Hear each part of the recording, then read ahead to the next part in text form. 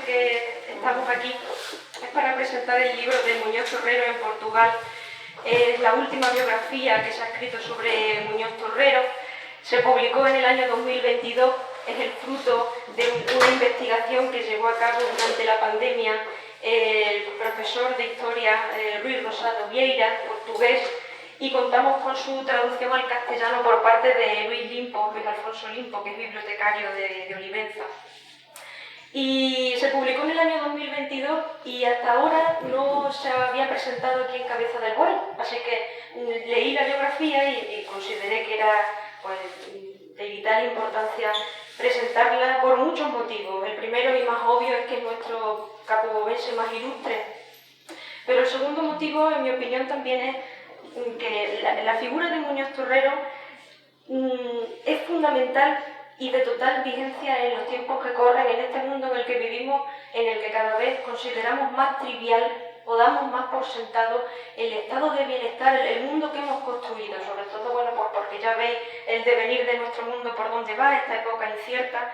Yo creo que es más importante que nunca defender la democracia que tenemos y el mundo por el que personajes como Muñoz Torrero lucharon por conseguir. Pensemos hoy día cuántos políticos darían la vida por sus ideas, por defender un mundo un poco mejor que el que ya existe.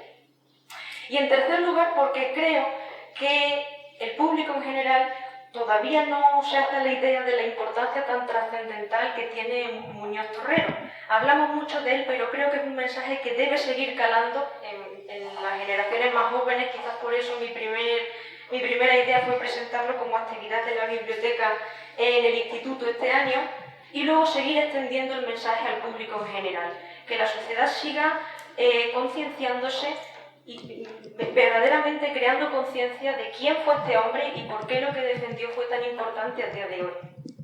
Entonces, en ese sentido, quería que la conversación que tuviéramos hoy fuese amena. No voy a extenderme en comentarios densos sobre la historia, ni a citar una bibliografía súper exhaustiva. ¿Qué hago yo aquí si está mi profesora de Historia delante? Por Dios, ¿quién soy yo a su lado para dar aquí una clase de historia? Sino simplemente me gustaría que nos lleváramos unas pinceladas de qué fue lo que hizo Muñoz Torrero, quién fue,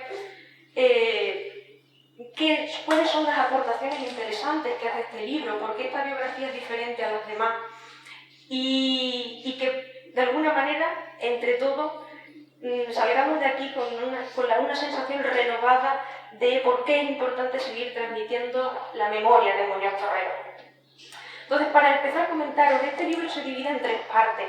La primera parte, la más extensa, la más importante y en la que yo me voy a centrar, es la que trata sobre Muñoz Torrero, haciendo un análisis cronológico de su vida y centrándose sobre todo en esos 5 años que él pasa en el exilio en Portugal, que hasta ahora habían permanecido en la penumbra. Se creía que Muñoz Torrero había vivido allí 5 años de penurias, cuando no es cierto. Vivió cómodamente y a salvo esos 5 años en el Palacio de los Carvajal. Y sobre todo desmontar el mito sobre su muerte. Hasta ahora se creía que Muñoz Torrero había muerto desnucado al ser arrastrado por unas escaleras. La hipótesis que presenta este libro, que se basa en testimonios nuevos que se han encontrado al investigar bibliografía portuguesa, demuestran que lo más probable es que fue asesinado, envenenado. Y vamos a descubrir por qué. La segunda parte del libro es la que se centra en descubrir la biografía de José Fernández Ballesteros, que fue el compañero de prisión en Portugal de Muñoz Torrero, también su compañero en el exilio, en el Palacio de los Carvajal. Y este señor, que probablemente conoció al dedillo el día a día de Muñoz Torrero, sale de prisión. Él sí consiguió salir con vida, pero no dejó nada escrito. Entonces se llevó a la tumba todos sus recuerdos con Muñoz Torrero, desgraciadamente, porque podría habernos ilustrado mucho más cómo fue su final.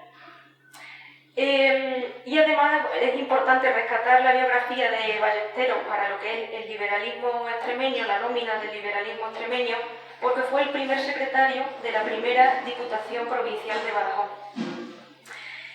La tercera parte del libro la dedica Ruiz Vieira a extraer las biografías de distintos españoles de todas partes de España que también fueron prisioneros en San Julián de la Barra, en Portugal, por tratar de devolver un poco lo que es la memoria de esos personajes, entre ellos Félix Garrido, que fue un funcionario civil que estuvo en prisión con Muñoz Torrero y es el que da realmente la pista de cómo fue su final en prisión. Y además le hizo el último retrato a Muñoz Torrero, un retrato que, imaginaros, lo hizo en prisión, con lo poco que tenía y se perdió. Y esa es la tercera parte del libro. Entonces nos vamos a centrar, como he dicho antes, en la primera. Y para poner en pie este viaje vamos a hacerlo como a mí me gusta, que es recuperando la biografía, siguiendo un poco el eje cronológico, los datos más importantes de la vida de Muñoz Torrero. Como sabéis, nace un 21 de enero de 1761 aquí en Cabeza del Buey. Su padre es un culto boticario, es también preceptor de latín, le da una formación muy buena y desde muy joven le encamina al sacerdocio. Sabemos que el padre tenía muy claro el destino que quería dedicar a su hijo o el camino que le quería poner, aunque realmente en aquella época, finales del siglo XVIII, principios del XIX, hacer carrera era o meterse al servicio militar o meterse a lo que es el sacerdocio y al final eligió esa vía. Y le manda a la Universidad de Salamanca, donde consigue licenciarse en Teología. Y al poco de licenciarse en Teología, le conceden el rectorado. Ser rector de la universidad era un cargo estrictamente académico. Se podía ocupar durante 2 años y para Muñoz Torrero su gran batalla o su gran proyecto de aquellos 2 años fue tratar de modernizar la universidad, en el sentido de traer a la universidad todas esas ideas liberales ilustradas que se estaban moviendo en Francia en aquel momento. Él además se empeñó mucho en lo que fue la mejora de la biblioteca universitaria. Quería que llegaran nuevos libros, todos esos libros que se consideraban prohibidos en aquel momento, traer una suerte de catálogo de hierbas para mejorar lo que era la enseñanza de las ciencias naturales. Y, sin embargo, encuentra mucha resistencia, porque en aquel momento la Universidad de Salamanca era el caldo de cultivo de las ideas liberales. Todos los extremeños liberales se formaron en Salamanca, pero claro, había un grupo de profesores, de catedráticos o incluso de otros compañeros estudiantes que se oponían mucho a lo que era ese progreso y esas ideas liberales que entraban. Y a Muñoz Torrero no le hicieron mucho caso. Lo cierto es que no le salió muy bien y él se fue de Salamanca bastante decepcionado, pero bueno, dispuesto a continuar su vida. Va a Madrid y participa de unas oposiciones que no consigue ganar, pero está por allí un señor, que es el marqués de Villafranca del Bierzo, que enseguida detecta que es un joven con unas excelentes actitudes y le ofrece un cargo, que es el de chantre de la Colegiata de Santa María, en Villafranca del Bierzo, en León. El chantre era la segunda autoridad en importancia, por debajo del abad. El abad es el jefe de la colegiata y el chantre, que es el maestro del coro, es el segundo a cargo. Y Muñoz Torrero se va para Villafranca del Bierzo y allí pasa lo que son los 17 años más tranquilos de su vida, ejerciendo su vocación al sacerdocio, y estoy segura que, no obstante, él rumiando en su interior, él seguía formándose y abrigando esa esperanza de pues, en algún momento poder dar a conocer sus ideas. Pasa esos 17 años hasta que en 1808 se desata la Guerra de la Independencia. Y él, Muñoz Torrero, en ese momento marcha a Cabeza del Buey. Él en Cabeza del Buey es aquí cuando ya vuelve a estar en Extremadura, cuando lo nombran diputado por Extremadura. Es su momento, es el momento en el que Muñoz Torrero va a Cádiz. Y ahí es donde empieza realmente la vida pública de Muñoz Torrero. A mí me gusta mucho, yo a veces, lo que es el análisis de la vida de Muñoz Torrero, me recuerda mucho la vida de Cristo. No quiero con esto en ningún momento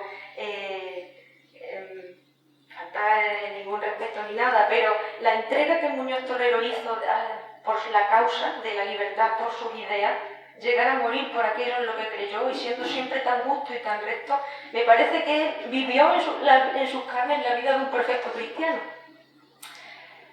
Bueno, eso es una pequeña divagación que yo hago.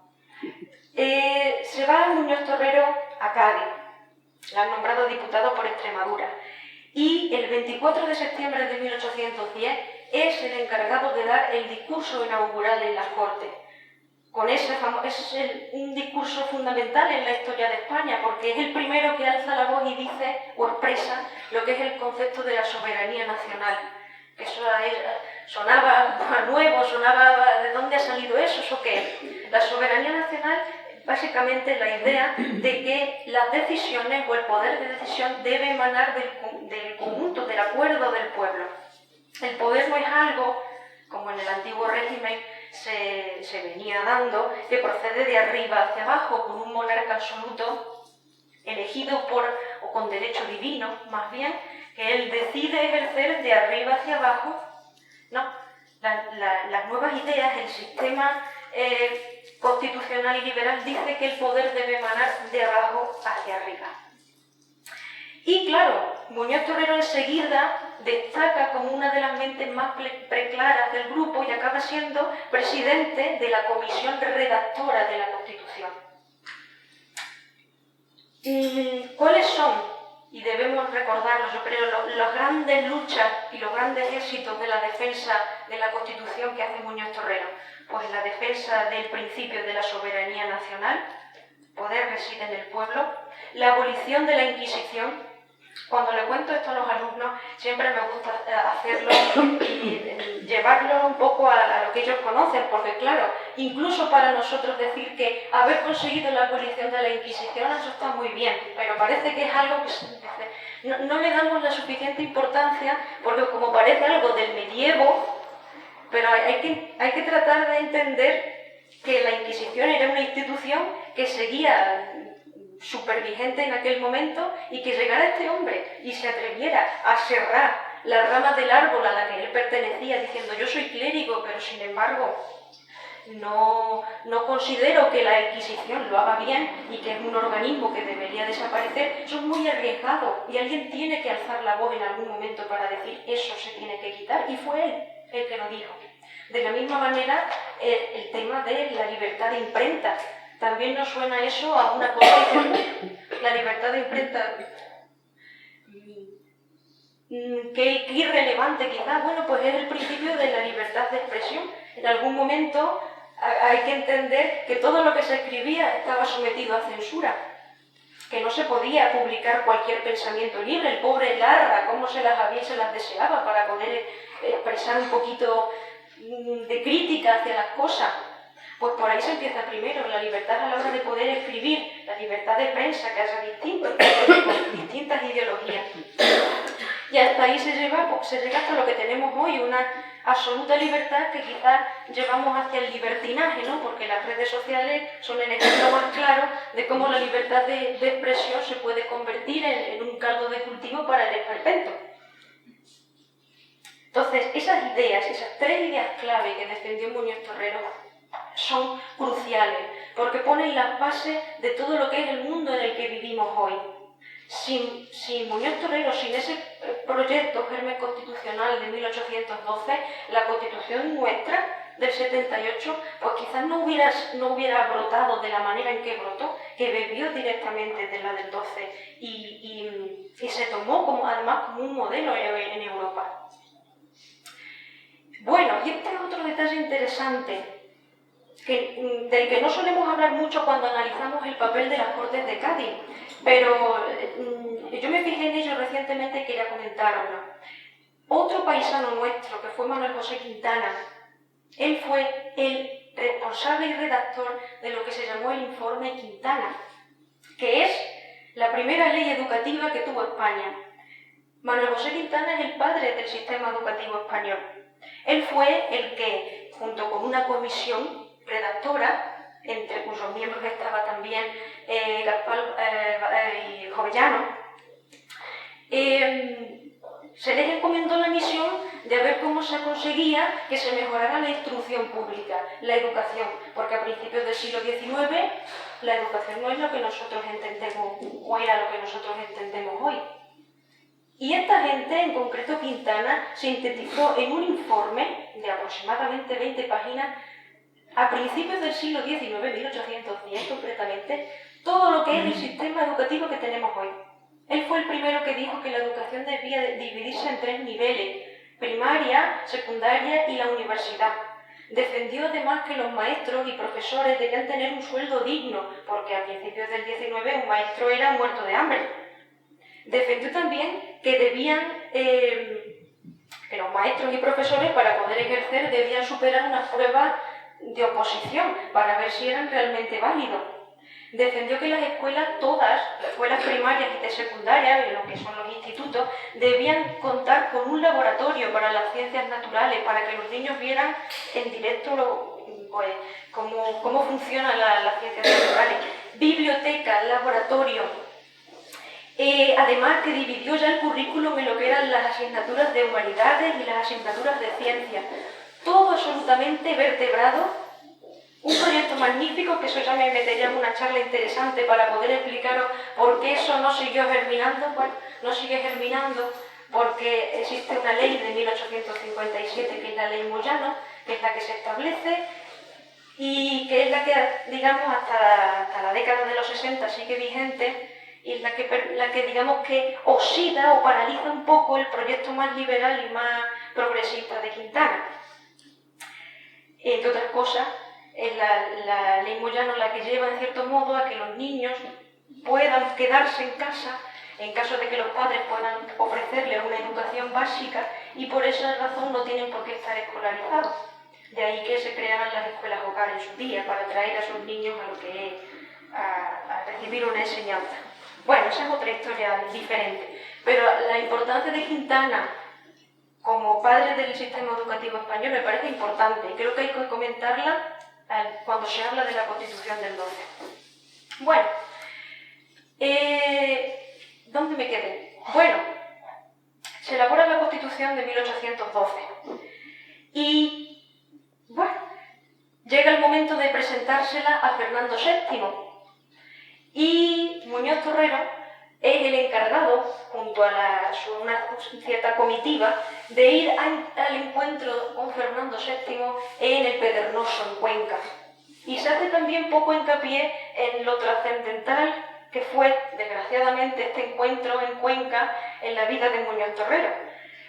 Porque les habían prevenido de que si el rey no les daba la venia, el permiso a poder acceder a su presencia y presentarle el proyecto constitucional que ellos llevaban tan orgullosos debajo del brazo, si el rey no se descubría ante ellos, pues se acabó la historia. Se tenían que dar la vuelta y volverse para su casa.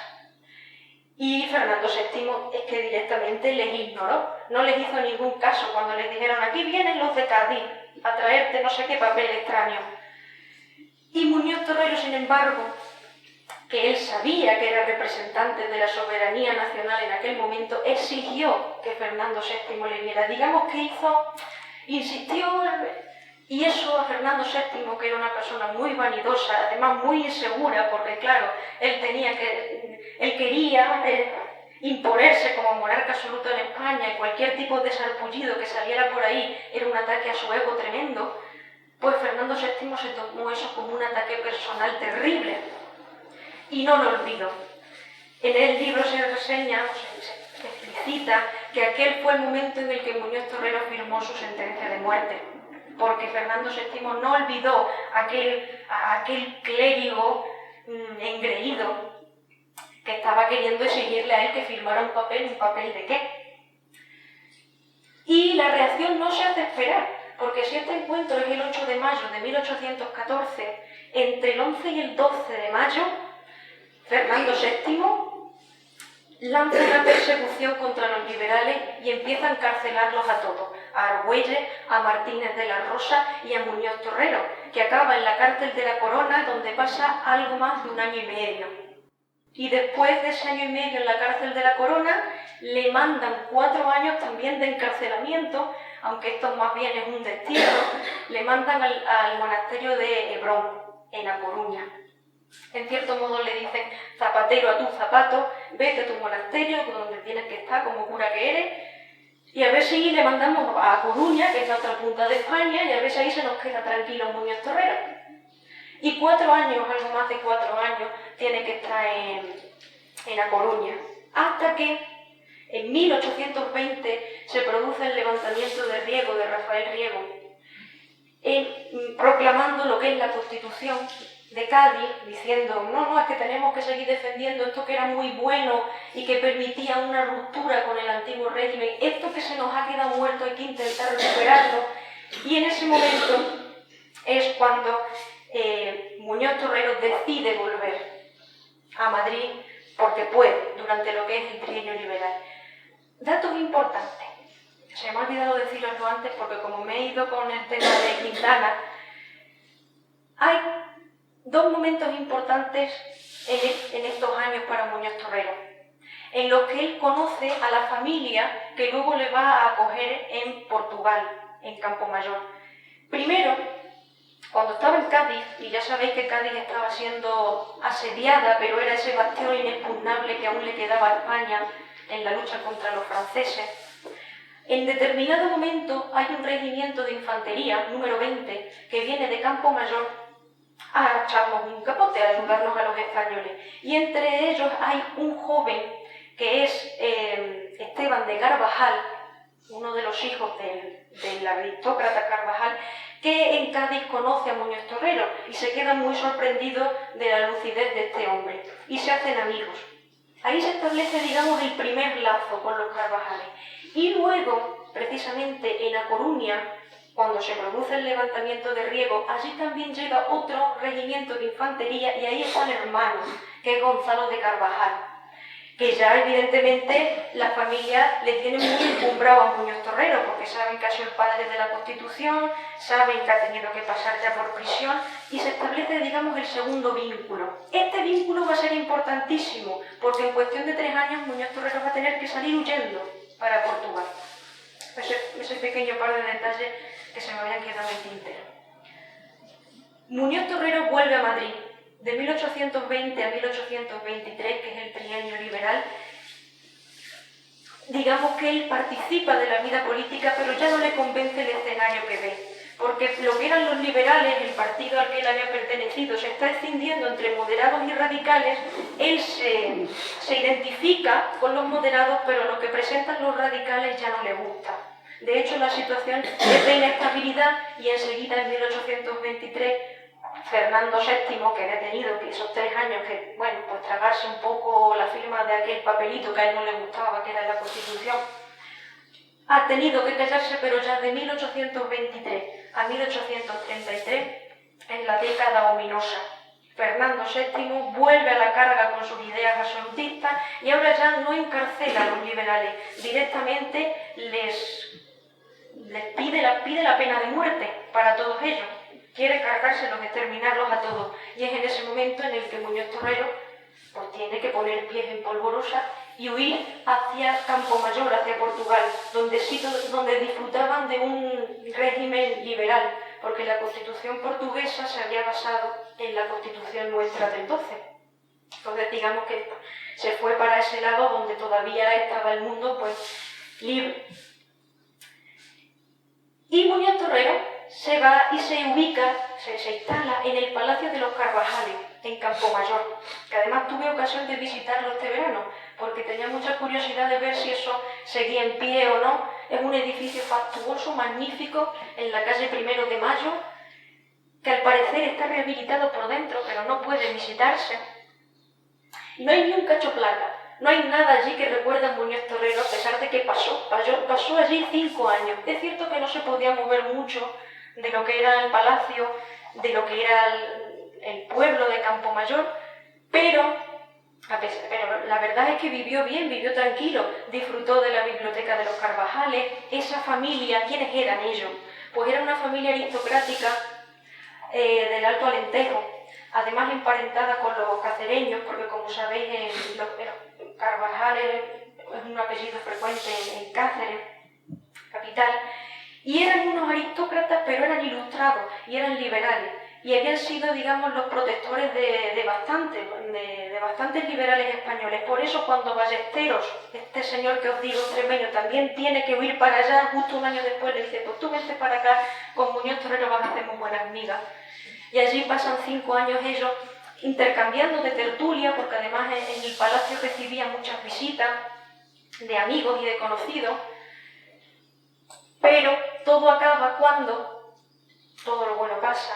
En Portugal también se alza en el poder otro absolutista, que es el infante Don Miguel, gran amigo de Fernando VII, claro, en cierto modo se hicieron ahí su tándem, y en ese momento ya, no pudiendo ir a España, porque estaba Fernando VII, estando Don Miguel en Portugal, ya no les queda otra que huir a Lisboa con el objetivo de encontrar el primer barco que pase y que irse para Inglaterra o para Francia huyendo. Ya no hay más, porque la sentencia de muerte iba buscando a Muñoz Torrero. ¿Qué sucede? Estamos en 1828. Les interceptan al llegar a Lisboa. Pasan por 2 prisiones intermedias, la de Limoeiro y la de Belén, pero eso no me voy a parar mucho. Directamente le mandan a San Julián de la Barra. Y también creo que es importante señalar y que nos quede clara la idea de que San Julián de la Barra fue, y se ha demostrado, fue la peor prisión que te podía haber tocado en el siglo XIX para pasar tus días allí. Porque fue un sitio donde se cometieron una serie de barbaries y de vejaciones y de atrocidades, especialmente durante el gobierno de ese famoso Pérez Jordán, que fue el que más fustigó a Muñoz Torrero, a él y a todos, vamos. Pasaron más de 600 presos liberales por allí, en aquellos 5 o 10 años, hasta la liberación, que fue en 1833 aproximadamente, un poquito más en algunos presos, y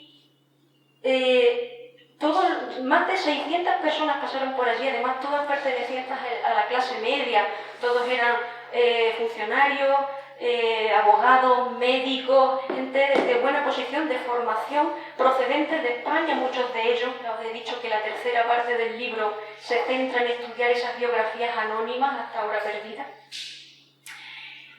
Y las condiciones fueron nefastas. Olvidamos a veces lo que es imaginarse viviendo en una prisión donde solo tienes una claraboya en el techo por donde te entra la luz. Además, como la fortaleza prisión, está al lado del mar, hay unas humedades terribles. Cuando sube la marea, toda la prisión se encharca. La humedad, las inmundicias propias de los seres humanos allí hacinados debía producir una serie de enfermedades y unas miasmas terribles. Se nos olvida a veces pensar lo que tiene que ser vivir eso. Creo que es muy importante reivindicar la empatía que hay que tener con personajes como el de Muñoz Torrero, porque se dice pronto decir, pasó 1 año y medio en prisión. Bueno, pásalo tú. Y verás cómo no es tan fácil decirlo. El otro día veía yo en mi casa el Conde de Montecristo y aparecían unas escenas de lo que es la prisión y el pobre hombre, y yo les decía a mis padres, pues así tuvo que pasar la Muñoz Torrero, porque es una prisión de principios del XIX. Y verdaderamente ahí se ve la penuria de esta gente, sumado a que los guardas que tenían no les hacían la vida más agradable. Hay muchas historias que se narran con respecto al trato que recibieron distintos presos, entre ellos Muñoz Torrero. Una de las más famosas es la de que le servían la comida y le habían removido el guiso o el caldo que fuera con la punta del bastón para que se lo comiera con gusto probablemente. O eso de que los ponían a limpiar distintas ciénagas o distintos pozos y les lanzaban piedras desde arriba. Todas estas vejaciones sí que se recogen en las fuentes documentales de las que ahora os hablaré, que son los diarios de los prisioneros, fuentes que aún no se habían consultado y donde se descubre ese hilo del que se tira y se descubre la posible causa de la muerte de Muñoz Torrero, que es a la que vamos a llegar ahora. Este detalle también es muy importante. Pensemos que si estamos en 1828, que es el año en el que muere Muñoz Torrero, porque Muñoz Torrero es una persona ya bastante mayor para cuando lo encierran en San Julián de la Barra. Lo encierran en noviembre y muere en marzo de 1828. Está escasos meses allí, lo que le aguanta el cuerpo. Pero hay que pensar que Muñoz Torrero en ningún momento renunció a sus ideas. Podría haberse rajado, podría en cualquier momento haber dicho, como hizo Quintana. Esto es importante, porque Quintana acabó exiliado aquí en Cabeza del Buey. También había sido liberal, también había estado en las Cortes de Cádiz, había estado encerrado en Pamplona y ya en última instancia lo mandaron para aquí, para Cabeza del Buey, y le dijeron a ver si por esas tierras de Siberia se aburre ya, como se aburren todos y dejan ya de dar ruido. Pero Quintana no aguanta aquí y acaba agachando la cerviz escribiendo un famoso poema que se llama Canción epitalámica en honor de Fernando VII en su matrimonio con María Cristina de Borbón. Escribe una poesía y acaba agachando la cerviz. El rey le dice a Fernando VII, qué bonito lo que me has escrito, vente de vuelta para Madrid. Le dieron además una pensión vitalicia, acabó siendo presidente del Museo de Ciencias Naturales. Y bueno, digamos que en cierto modo se acabó adaptando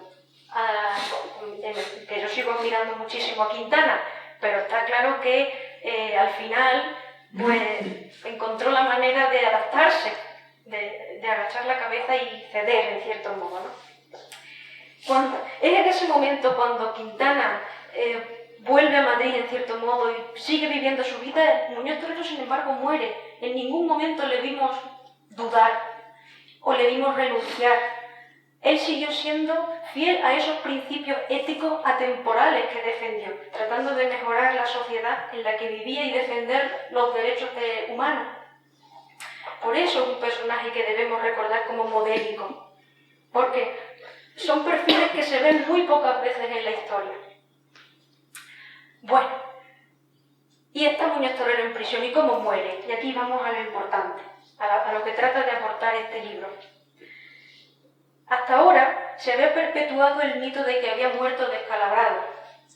Y es llamativo, porque habiendo hecho su biografía personaje de bastante calado, lo único que habían hecho era copiarse unos a otros en el mismo discurso. Su primer biógrafo de Muñoz Torrero fue Luis Cucanón.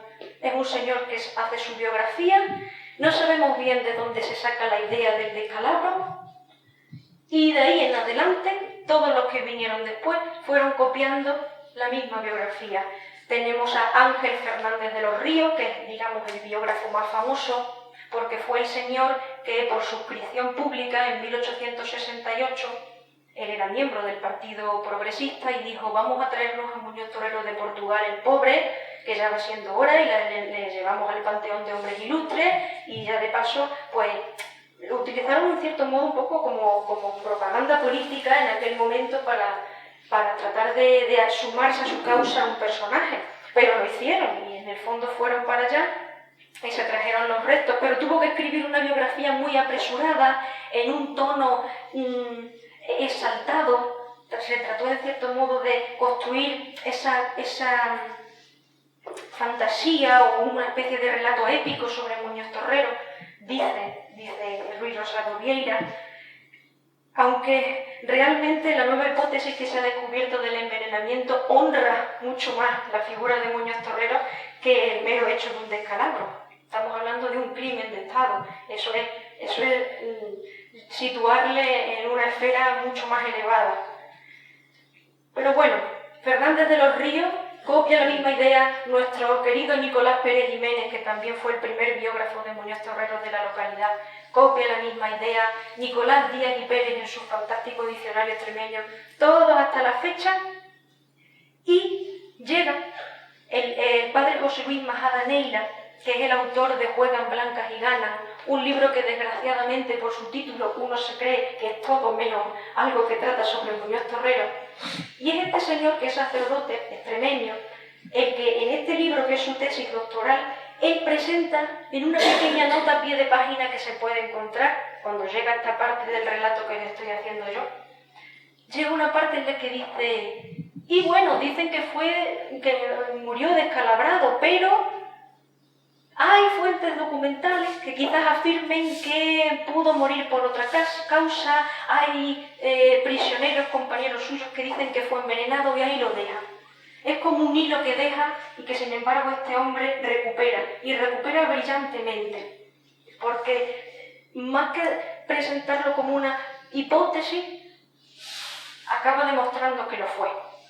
Y es que en el año 2005 se descubren 170 manuscritos en la Torre del Pombo, o en la biblioteca de la Torre del Pombo. 170 manuscritos que corresponden al diario de un señor, un prisionero que se llama Bento Pereira do Carmo. Este prisionero, junto con luego otros dos, que es Juan Baptista da Silva López y un autor anónimo, este pobre hombre no le hemos puesto nombre todavía, son 3 diarios de 3 prisioneros que, no habiendo compartido prisión con Muñoz Torrero, en cuanto entran, porque cuando estos señores entran, Muñoz Torrero ha muerto recientemente, se dedican a recopilar testimonios de los que sí lo han conocido. Y hay uno de esos testimonios, que es el de Félix Garrido, que os lo voy a leer ahora literalmente, el que demuestra que Muñoz Torrero muere en la enfermería, lo primero, en la enfermería de la prisión, que muere justo después, bueno, se pone malo justo después de cenar, vaya coincidencia, y que además tiene una suerte de autopsia, lo que era esa autopsia para la época, y os lo refiero por aquí. Dice: este es el testimonio suministrado por Félix Garrido, compañero de celda, en la bóveda número 131 de la Torre, mismo compañero suyo de prisión que lo vio. El 13 de marzo de 1829, hora y media después de cenar, Muñoz Torrero se quejó de dolor de estómago y vomitó 4 veces, sin que por ello se aplacaran los dolores. Sus compañeros pidieron toda la noche un socorro que nunca recibieron. Solo al mediodía del día siguiente, 14 de marzo, llegó el cirujano Dorado, que se limitó a decir que no tenía fiebre y le dio un frasquito de láudano. Al día siguiente, día 15, volvieron a llamar al cirujano, que esta vez accedió a que lo trasladasen a la enfermería, donde lo llevaron a las 3 de la tarde en brazos de 2 soldados. Murió a las 3 de la madrugada el día 16 de marzo de 1829. 829, perdón, que yo estaba pensando en el 28 porque es noviembre del 28 cuando lo apresan y claro, muere en el 29, meses después. Sigue la cita. Don Bernardino Entillae, madrileño, bachiller en farmacia y químico, se encontraba aquel 16 de marzo en el hospital de la Torre y asistió en los últimos momentos al ilustre capobovense. Facilitó a Bento Pereira de Carmo, el testigo, la siguiente información complementaria. Cuando los soldados lo pusieron en la tarima, sufrió un desmayo. Después tuvo una deposición pútrida. Sufría de una sed implacable.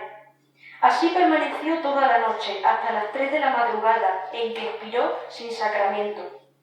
A las 6 de la mañana examinan el cadáver. Al sentarlo observan hinchazón en el escroto y que estaba muy mojado, con manchas que asombrosamente le llegaban a las rodillas y desprendían un olor de putrefacción. La literatura médica, dice Ruiz Rosado Vieira, asocia todos los síntomas descritos a la ingesta de arsénico. El arsénico es un elemento químico que se puede camuflar muy bien con la comida porque se asemeja al ajo. Es probable, además era un método bastante común, utilizado desde la Edad Media para envenenar sin sospechas, sin evidencia alguna, es muy probable que se lo echaran. Ahora la cuestión es, ¿quién se lo echó? Es importante entender que nadie en la prisión tenía potestad para matar a nadie. Es decir, por muy malo que fuera Tellez Jordán, es improbable que el gobernador le matara, porque no estaba autorizado a matar a nadie. Es muy probable que dice Ruiz Rosado Vieira, que esta orden viniera de España, viniera del propio Fernando, del mismo Fernando VII, que se sirviera de toda esa maquinaria que él, de esos... Maquinaria digo porque él se dedicó a crear un grupo de adeptos como es el terrible ministro Calomarde, no sé si habéis oído hablar de él, el ministro de Gracia y Justicia en aquel entonces, bueno, era una persona muy siniestra. Es probable que él pusiera en marcha a su gente para, aun estando en Portugal, matar a Muñoz Torrero, dar esa orden y querer eliminarlo de una vez con todas porque se le había ido escabullendo en muchas ocasiones. Y él sabía, y Fernando VII lo sabía, y todos los presos de la prisión sabían que Muñoz Torrero seguía teniendo mucha relevancia, que allá donde iba todo el mundo lo conocía, que incluso cuando durante el levantamiento de Riego vuelve de A Coruña a Madrid y pasa por Villafranca del Bierzo, su pueblo, digamos, donde más tiempo estuvo como sacerdote, lo reciben con gran algarabía y allá donde va triunfa, es un personaje conocido y por tanto es incómodo. Entonces, incluso en prisión, Muñoz Torrero era amigo y bastante querido por el resto de presos, hasta el punto de que hubo mucha indignación por cómo había muerto Muñoz Torrero, y por eso cuando llegan estos testigos y toman nota en el diario, se apresuran a rendir cuenta de qué es lo que le ha pasado a Muñoz Torrero, de cómo ha sido que ha desaparecido este hombre, uno de los intelectuales más admirados de la prisión. Hay que tener en cuenta que, de ser así la muerte de Muñoz Torrero, su biografía le catapulta a lo que es el panteón de la fama y lo que es más bien de los mártires de la libertad, porque es un crimen de Estado. No es cosa de poco, no es una negligencia de prisión como hasta ahora se presuponía, sino que es un crimen, es una ilegalidad y además por parte del mismo rey, de alguien que le tenía mucha ojeriza por el poder y la influencia que tenía. No sabemos si Muñoz Torrero hubiera acabado huyendo a Francia o a Inglaterra y desde allí se hubiera nutrido de un grupo de amigos. ¿Qué expresión podría haber tenido o qué alcance desde el exterior? Nunca lo sabremos. Lo que sabemos es que Fernando VII supo que había intentado huir, que acabó en prisión y estando allí dijo: ya lo elimino y muerto el perro se acabó la rabia. Me gustaría cerrar con una serie de consideraciones finales que además voy a tomar literalmente del autor porque me parecen mucho más precisas de cuanto yo pudiera decir aquí. Y este es uno de los motivos por los que quería hacer esta presentación. Hablar de la importancia que tiene Muñoz Torrero en esa defensa de la libertad, esa causa por la que han luchado y han muerto tanto, y pensar que es alguien nuestro, es alguien de cabeza del buey. Una persona que, como digo, dio su vida por sus ideas y en ningún momento renunció a ellas, cuando lo más fácil hubiera sido que se hubiera limitado a ser cura, a pesar de sus ideas. Uno puede tener sus ideas, pero a veces hablar es peligroso, y más cuando uno no vive en un régimen en una situación de libertad, en una democracia como la nuestra. Y sin embargo, decidió luchar por aquello en lo que creía y por intentar legarnos un mundo mejor. ¿Hasta qué punto reverenciaremos o trataremos de respetar esa memoria? Es el hecho que yo quería dejar aquí, sobre todo porque esos principios éticos atemporales que, como digo, él defendió, son importantísimos en un mundo en el que vivimos, que, como bien sabéis, estamos llenos de populismo, llenos de egoísmo, llenos de posverdad. ¿Qué es ya cierto de cuanto se dice? ¿Qué es esa suerte de inseguridad en la que tratamos de vivir? ¿Qué es ese culto al dios dinero? Habría que hablar también bastante de cómo Muñoz Torrero fue un hombre que vivió toda su vida en la más absoluta miseria, vamos a decir humildad. Nunca buscó lucrarse ni enriquecerse de ninguna manera de la política que defendió. Quisiera cerrar con estas dos citas, estas citas de Ruy Vieira, pero señala la metáfora que hace Francisco López Arza al igualar o comparar a Muñoz Torrero con Eneas, el fundador de Roma, en ese momento en el que lleva a Fernando VII la Carta Magna y se la desecha, y sin embargo él sigue luchando por su proyecto. Dice Ruy Vieira: también nosotros, como Francisco López Arza, vemos a Eneas en la figura gigantesca del pobre Muñoz Torrero, tendido sobre una miserable tarima en la enfermería de San Julián de la Barra, quieto como un saco de tierra, sufriendo una sed implacable, piltrafa humana que muere sin confesar, abandonado por el Padre en medio de sus propias deposiciones pútridas. Es importante pensar en cómo murió Muñoz Torrero, porque no pudo haber muerte más vil y más inhumana, cuando él no había hecho daño nunca a nadie. Finalmente, cito estas frases de José Luis Majada Neila, el autor de Juegan Blancas y Ganas, la otra biografía. Como él, como Eneas, quiso fundar una nueva nación, enraizada en los más altos valores del conocimiento, e inició una lucha que todavía no ha tenido fin, porque en la historia nunca hay conquistas garantizadas ni en política derechos consolidados. Gracias.